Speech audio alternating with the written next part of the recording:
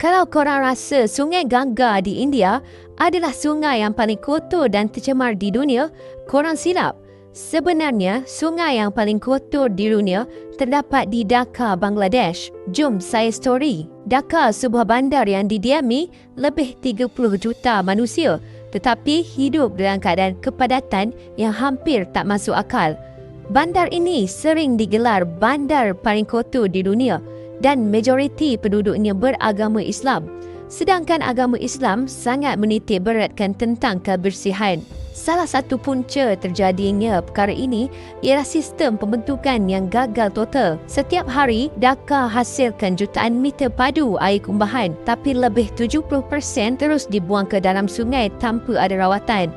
Loji rawatan sedia ada tak cukup, sering rosak dan beroperasi jauh bawah kapasiti. Akibatnya, sungai-sungai sekitar Dhaka telah diisytihar sebagai biological dead. Tak ada oksigen, tak ada ikan.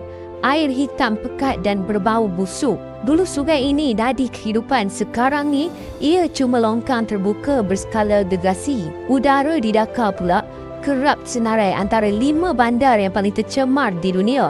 Asap kenderaan, debu binaan dan ribuan kilang batu bata bergabung jadi satu awan toksik yang disedut penduduk setiap hari. Air minum pun tak selamat. Arsenik, logam berat penyebab kanser masih wujud dalam banyak sumber air di sana. Tapi masalah Dhaka ini bukan hal kerajaan semata-mata. Rakyatnya sendiri terbiasa dalam keadaan hidup yang sebegitu.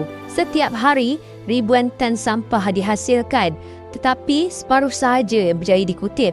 Selebihnya, masuk longkang, masuk sungai atau dibakar secara terbuka. Buang sampah tepi jalan bukanlah satu kesalahan di mata masyarakat. Ia dah jadi seperti budaya.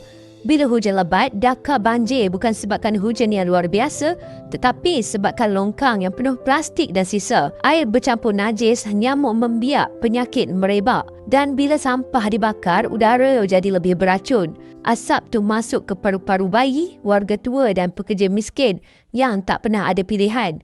Jadi, inilah Dhaka, bandar yang paling kotor di dunia. Persoalannya, kalau seorang datang dari tempat yang macam ini ke negara kita, mampukah mereka berubah dan hormat budaya kebersihan kita?